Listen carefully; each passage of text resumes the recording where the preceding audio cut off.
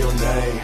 Don't you play this game? You from another land, got you like it's contraband. Tell me what's your name? Don't you play this game? You from another land, got you like it's contraband. An old man is sitting down at a seat. He's laughing hysterically. Pretty much, he looks tired and old and dying slowly. He says one thing: the moonlights shall rise again. The moonlights shall become the uprising of them all, and laughs. Hi guys, my name is Keishan Uchiha. This is going to be a new one. A quite, you could say, not original. This is going to be my idea. A new one, out the bat, brand new. Pretty much is going to be spicy, but this would be, what if Deku was the king of the Moonlights? No, it's not going to be from fucking Demon Slayer, and no, it's not going to be from fucking Moon Knight Marvels. It's going to be a unique one out of my idea of myself. But pretty much, let's get this started. Also, let's get this up to like 30 likes, or maybe more, and I'll do a part 2 of it. But let's get this started. This would be, well, yeah, like I said, what if Deku was the king of Moon Knights? But let's get started to the story. Pretty much we start off with, you could say, Deku. Now, Deku is going to be the original, with no quirk, and pretty much, yeah, average getting bullied and stuff, and all that shit. This is where Deku is pretty much going to be more of a nerd. Well, deep down, more of a book nerd, and he's going to be into night fantasy and all that stuff. You know, your average typical Joe of a person who, you know, wants to do something like that. Pretty much, this is where Deku is reading books about knights and all that. And this is where he pretty much is looking at the book place and stuff, and he pretty much just gets bored because none of these books he already seen before, and it's just absolutely nothing new about any other knights and stuff and all that crap. And he pretty much read about Templar knights and witches and all that shit. This is where pretty much, as he's about to leave, this is where an old man pretty much is sitting at a seat and he's laughing. And he's pretty much saying, "You like knights, do you?" Which pretty much, this is where Deku looks at him and says, "Yeah, I like knights. They're pretty fucking cool." Which pretty much, this is where the old man's laughing again and pretty much saying that he can pretty much give him a book that he will like. Something that's worth pretty much everything. Which, this is where Deku at first is skeptical. Well, you know, skeptical about that guy. Of him saying, "Oh, a book worth a lot? Yeah, right." Which pretty much, this is where the old man gives him the book. And it's the Moon Knight's book. Pretty much their ancient book. A relic, you could say. Which pretty much Deku looks at it and he feels familiar with it. Well, unique about it. Like he was meant to have this book. Which, this is where the old man pretty much, it dies off in front of Deku's eyes. Which, this is where he's trying to wake up the old man, saying, "Hey, wake up." And the old man's not waking up. He's pretty much dead, you could say. Now, this is where Deku is pretty much telling the library lady, and the library lady pretty much calls the ambulance, and yeah, it's already too late for him. This is where Deku pretty much, as he's walking, he pretty much is going home. And this is not the start of the anime. This is, you could say, in the middle of his high school. Well, no, not high school, middle school. So it's not the end of the middle school yet. But pretty much, this is where he goes home and he opens up the book. As he's reading from the book, he pretty much reads the Moon Knights and what they part in of history and all that stuff. And pretty much Deku says, "Wait, this can't be correct. How they was with the Templars and stuff? And who's these knights, the Sun Knights?" Which Deku is pretty much saying that this history is pretty much inaccurate. And like I said, Deku does a lot of research into the knights and history of the Crusade and pretty much all that shit. And the Great Holy Land, you could say. Now, this is where pretty much, as he's reading more, he accidentally cut his hand, getting a paper cut, and the blood hits the paper. Now, this is where it activates the spell and takes Deku back in time, at the period of where the Moon Knights pretty much was at their prime and before their downfall. Now, as that's happening, this is where Deku pretty much ends up at that place, and he pretty much is looking around and confused. As he's confused, this is where he pretty much sees a bunch of a bunch of fighting and just a whole battlefield, and he's confused with what the hell is happening, and he's a part of that crossfire. Now, this is where pretty much a barbarian is about to hit Deku with an axe and pretty much tear him to ribbons until one of the Moon Knights blocked the attack and pretty much stabbed him with a short dagger as he's holding the sword at the same time, saying that, "What the hell are you doing here, kid?" Which pretty much he tells the kid to get out the way and pretty much push Deku by the side, and pretty much they're still fighting. Now, after the whole fight and ordeal, this is where Deku was saying, "What the hell is this? And what time period is this?" Which pretty much they're saying that it's the Great 14B, 4000B. So, yeah, pretty much that, or a little bit more century. We're just gonna say 18th century, or yeah, but we're gonna say at the night period of time. But pretty much as that's happening, Deku is shocked that he's in the night period, but he's also excited that he is back here. This is where Deku is pretty much looking around and geeking out and stuff, and this is where the Moon Knights are pretty much asking him a question, saying, "Where the hell did he come from? Why does he dress like that? Why does he have these clothes of action?" And they're pretty much asking a lot of questions. This is where one of the mages pushes one of the knights aside to say, "Move over, let me see," which pretty much this girl looks at Deku and Deku looks at her.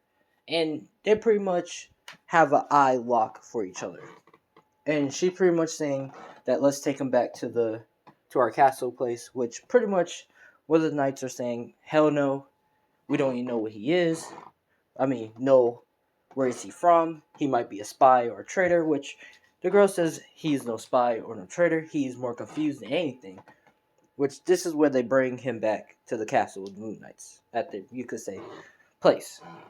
As they're bringing him back, this is where the knights are all pretty much saying welcome back from the battle, and they ask how was it, which pretty much they're saying it was great, it was a success. Also, this is all at nighttime because it's for a reason that it's nighttime, but let's continue. Pretty much as they're all welcoming, this is where the people inside the castle and also the knights and mages and archers are all looking at Deku with confusion, saying, "Who is this person?" Now, this is where they bring him to the place of the headquarters, their main headquarters. And this is where the king of the Moon Knights pretty much is sitting at his seat saying, "Who might he be?" Which pretty much Deku says, "My name is Mizuki Midoriya. I come from this place," which pretty much the Moon Knight Crusader is saying, "So you're not from this period, I'm guessing. So you're from the future, if I'm correct." Which, as that's happening, this is where Deku saying, "How do you know that?" Which, this is where the Moon Knight, pretty much the king of the Moon Knights pretty much explains to him that he's not the first person whoever came across here back in time to try to do something. Which he pretty much says he saw his own bazaar and stuff, and also he has some unique power of time. Which he's basically explaining how he can see glimpses of the future. And he believes them.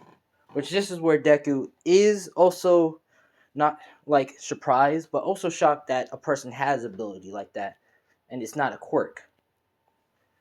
But this is where pretty much Deku is talking to the King of the Moon Knights, and he's pretty much explaining to Deku that he's right now in a certain period of the Dark Age, where pretty much magic,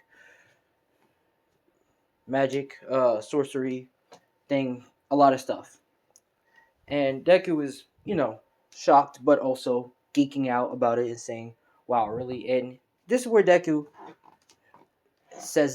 blurts it out, says that can he become a Moon Knight, which Deku holds his mouth and says sorry, he didn't mean to do that, which this is where the King of Moon Knight says he grants it, but it's going to be a hell of a training, which Deku agrees upon it, and Deku begins to start doing the training. Now, At this period, this is where the Templar Knights is in this period, and like I said, the Sun Knights, and pretty much this is where Deku will start getting his training and stuff, and understanding how to use magic, and also the moonlight magic, which we're just gonna call it, moonlight magic.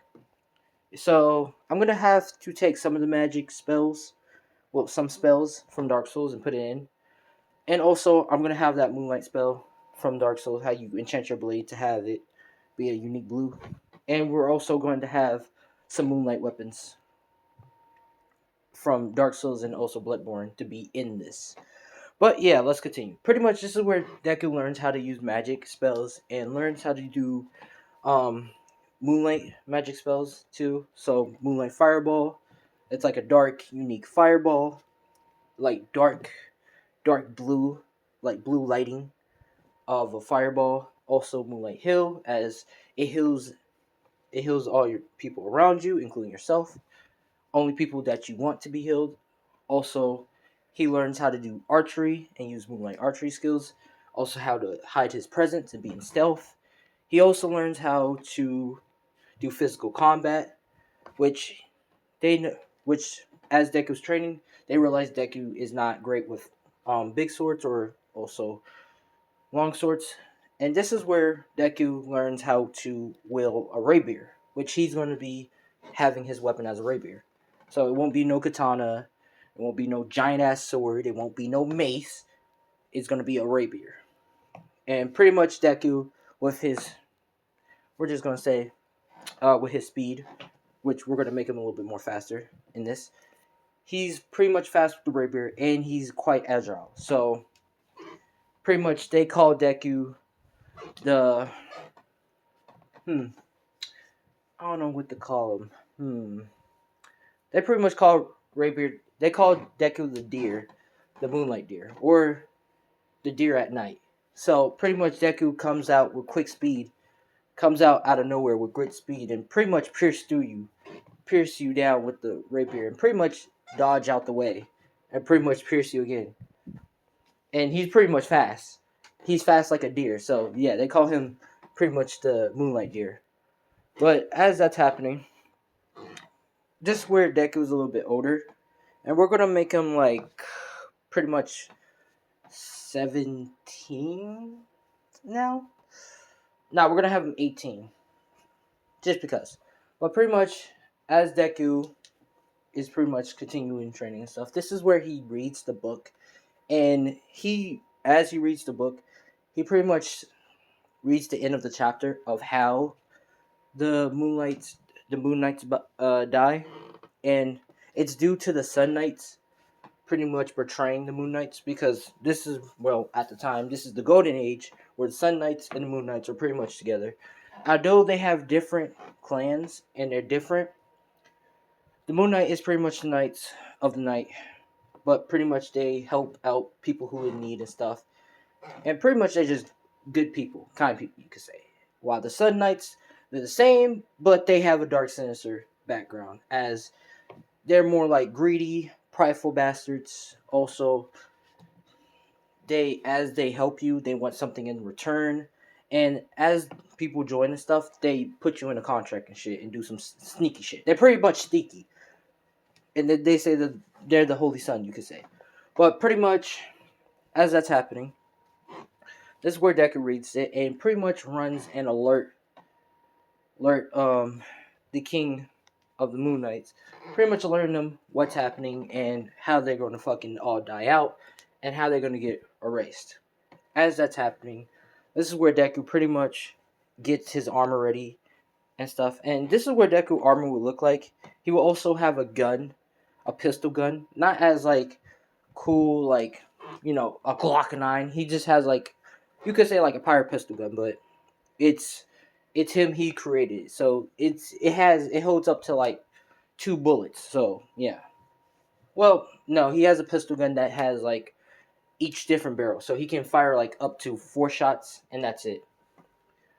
But pretty much as that's happening, he puts it by the side and gets his rapier and puts on his armor, and his helmet has deer antlers on its head. So yeah. And he pretty much gets ready and joins the king King of the Moon Knights for battle. Now, this is where they start their ambush point with the Sun Knight, while the king is meeting up with the other king, and this is where it all starts. Chaos starts happening, and a war starts breaking in. This is where Deku is joining in, helping out the Moon Knights, pretty much slaying the Sun Knights, and just absolutely chaos.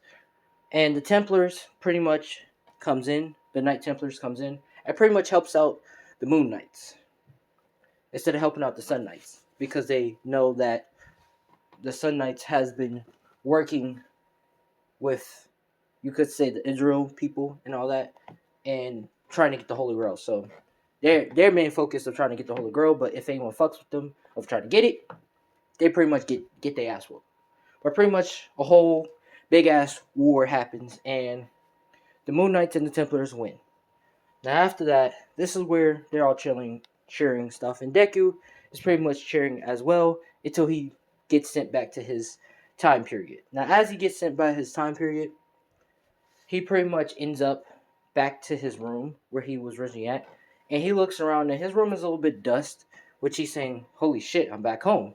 Which this is where he runs downstairs to call out his mom, which this is where Inko sees Deku, and she instantly starts tearing up and crying, and calling out for her boy and running and hugging, and pretty much saying, "It's just actually you. It's just not a dream." Which Deku is saying, "Yeah, this is me. What is wrong with you?" Which this is where Inko explains to Deku that it's been about a month since he's been gone, and they haven't found him. Why did I said about a month? This is pretty much the start of the anime. So instead of Deku going back to school and getting his book burned up, we're just gonna skip that, and we're just gonna have the 2 months. So yeah, but pretty much this is where Inko explains to him about him being missing about a month, and he just hasn't been yeah, about just wasn't here, and they're just shocked that he wasn't here. Which this is where she is crying and saying that she very much missed him. She thought he was dead, which Deku says he's fine and stuff. And this is where Inko looks at Deku's face and looks at him, and she realizes he's wearing armor. And she asks how he got this armor, and she also looks at his face, and he has a scar on his nose, and also has like a scar on his eye, on his left eye, like a straight line cut down scar. And also realized that her son is a little bit bigger, muscular. Well, yeah, like fitted. And she starts asking him questions, which this is where Deku pretty much tells her to calm down and explains the whole Shoujo scenario, you could say. Now, as that's happening, he's pretty much explaining how he was stuck in the past as a knight. Pretty much, he had a family of his own, not like with children or all that. Like he didn't, like he did have sex, but he didn't have children and stuff like that. But pretty much, well, if he did, it, you know. But pretty much, as that's happening, he pretty much explains that he was in a night thing, well, in a night cult, or yeah, a night cult or guild, and it was the Moon Knights, and pretty much he explains that he learned many sorts of things and stuff, and met this person and all that. It pretty much told her that it was a great war, they won it, and yeah, so far so forth. Which Inko sees that Deku, sees Deku weapon, and it's covered in a little bit of, covered in blood. Which this is where she says she understands, and she pretty much says it must have been hard for you without me. Which Deku says, nah, he's fine, but he did miss her. Which, heart-relieving. But this is where Deku pretty much is taking off the armor and taking a shower and all that. And he pretty much puts his armor set in his weapon in his room. Which he starts going downstairs to pretty much have a meal with his mom. And as that's happening, as they're eating and stuff, this is where they get a knock on the door. And this is where Deku opens up the door. And this is where two people bow to him. One is a male and one is a female in suit, and they bow to Deku, saying, "So, you was here the whole time." our Lord, our King, the new king, the successor of the king of the moonlights, which pretty much Deku is saying, what the? Which, as Deku is like shocked, this is where they explain to Deku that in history, there will be one day of a time where they will find the king who helped out the first heir of the king of the king of the Moon Knights, and pretty much he will be in this time period, returning back to his own time period and stuff. Which Deku is shocked that this is happening, and this is where they explain to him that pretty much he's the sole heir of the king of the Moon Knights, and pretty much for them to show their existence once he came, which Deku is shocked, and he pretty much says, okay, but first let me eat with my mom, and then I come with y'all, which they say okay, which they're standing there, which Deku says, y'all can come in and eat with us, which they say, oh, okay, and pretty much, yeah. This is where Deku is eating with his mom and stuff, and they're joining in, and this is where, as they're talking, one of the ones in the suit says that,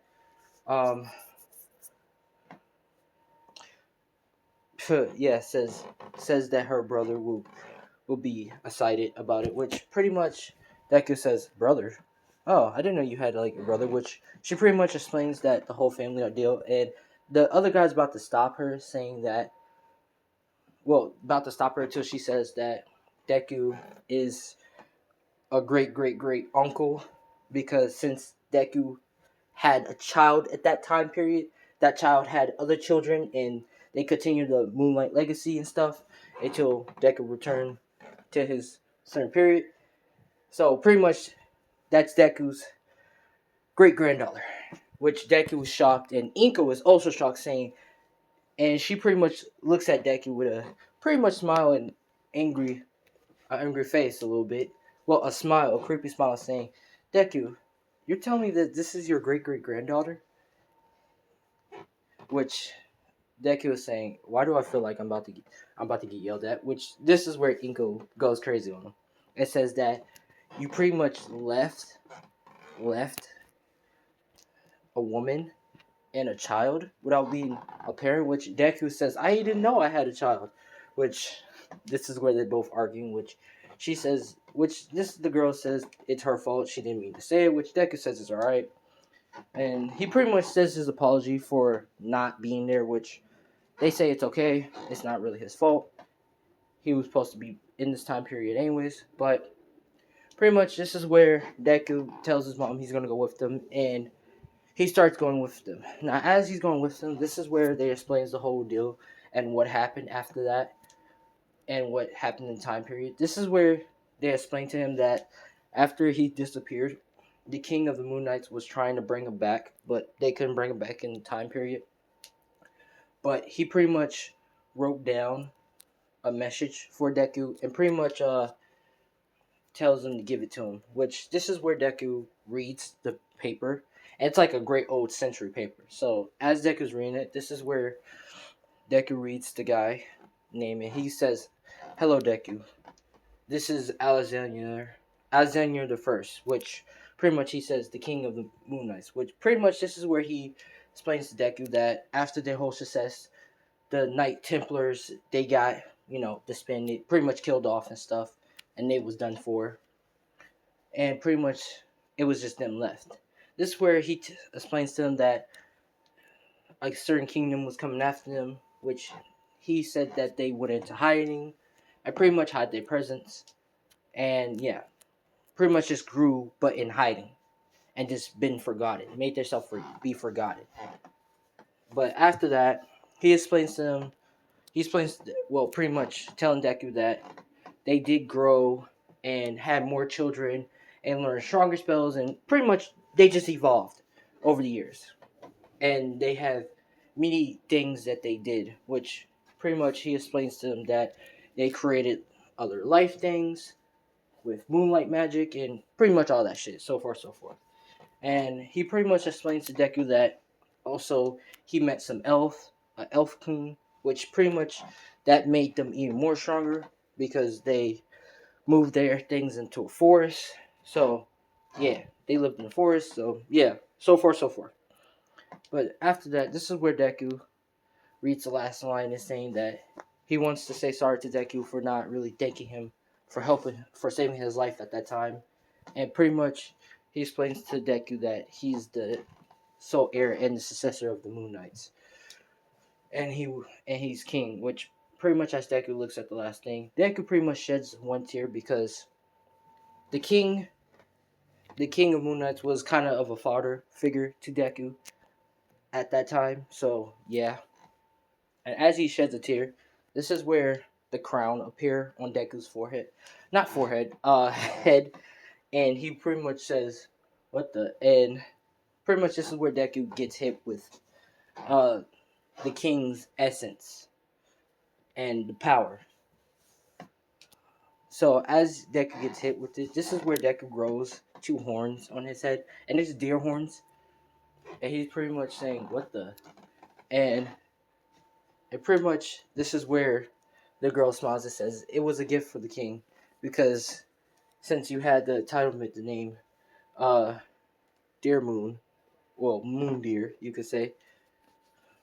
This is where they explain why he has the antlers and stuff and the power, which Deku says okay, and they pretty much show him where's the place at. Now, as Deku's going, this is where it's a magic barrier, and they all walk through, and this is where Deku sees a whole kingdom and sees subjects, people, and knights still with armor, but more advanced technology armor. So they still have knight armor, but it's like more advanced technology armor. And pretty much as Deku's looking around, he sees um, witches, girls with witch hats and stuff flying with a broom. And it's fused with half magic and half technology, so yeah. But pretty much they're flying with brooms and talking at the same time. And children running about. And some of those children is like half elf and half human, so it's like mixed hybrids and stuff. And Deku is just pretty much is just as shocked and like really like geeking out and saying, "Holy shit, this is cool." Now as Deku's saying that, this is where pretty much he sees a girl, and this girl pretty much looks at Deku and she pretty much pouts and walks away, which Deku says, "What's her problem?" And this is where the girl says, "Oh, don't mind her," and they go inside. Now this is where as they're going inside, this is where all the people, the noblemen and noblewomen, all starts bowing to Deku, saying, "Hail, the new king of the Moon Knights," which Deku is pretty much is shocked, but he pretty much keeps it cool. Now as he's going, this is where, this is where as he's going, pretty much Deku is walking up to the throne, and pretty much he sits down.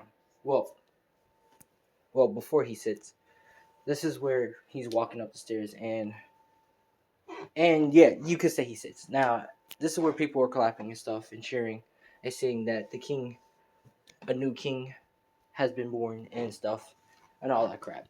Now, after that, this is where they have a party and stuff and a gallating meeting, you could say, and the nobles are introducing themselves and what part of land they have in the forest or place, and pretty much explaining and stuff. Which Deku is, at all shocked and pretty much is, excited that he gets to know all this stuff. Now, as that's happening, this is where Deku sees the girl again, and he begins to start trying to make a conversation with her, which she pretty much says, "I don't want to talk to you," and she starts just going away. Now, as she goes away, this is where Deku says, "What the hell is her problem?" Which this is where one of the noble boys goes to Deku and says, "Oh, have they not told you? That will be your queen soon." Which pretty much Deku says, "Queen? What the?"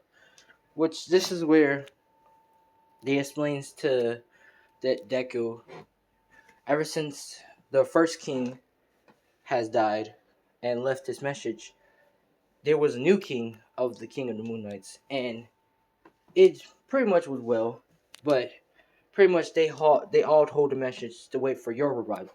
But pretty much it was a king and queen and stuff and all that, and pretty much once you came back, pretty much they already had a queen for you because, well, it was kind of picked in hand of which family member or which noble will have their daughter become the next queen.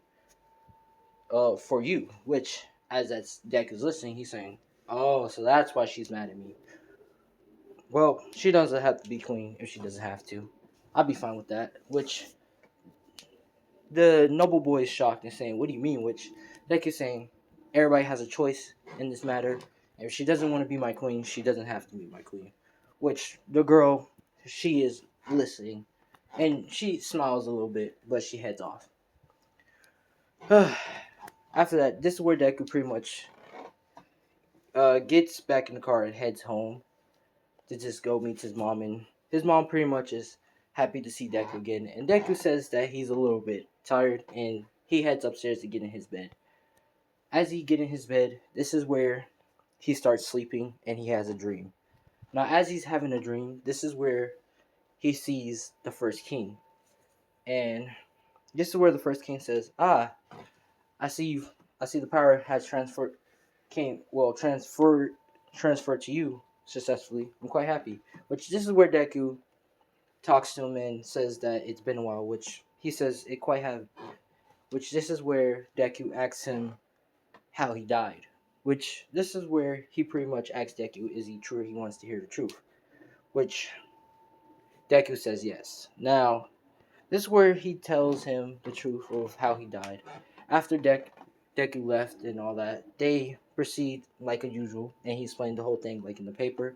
And he pretty much explains to him after all that, and that he was pretty much assassinated by one of the Sun Knights. And one of their small faction of Sun Knights was Live Dawn, but pretty much, yeah, he was assassinated by an assassin of the Sun Knights that was hired by the Sun Knights. After he died, it was about to be a war until he pretty much it was prevented, and pretty much they just lived on.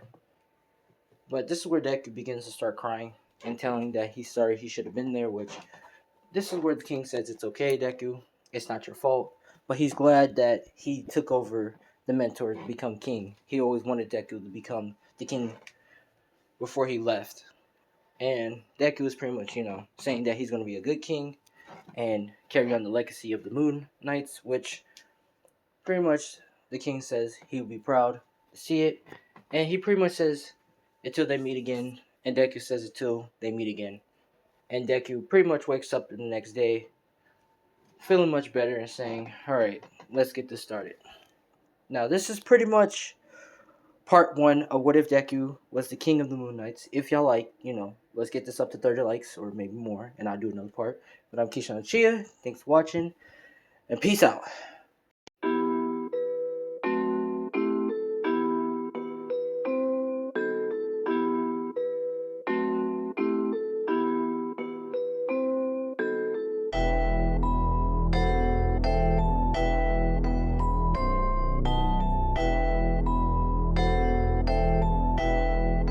It looks like you lost another one.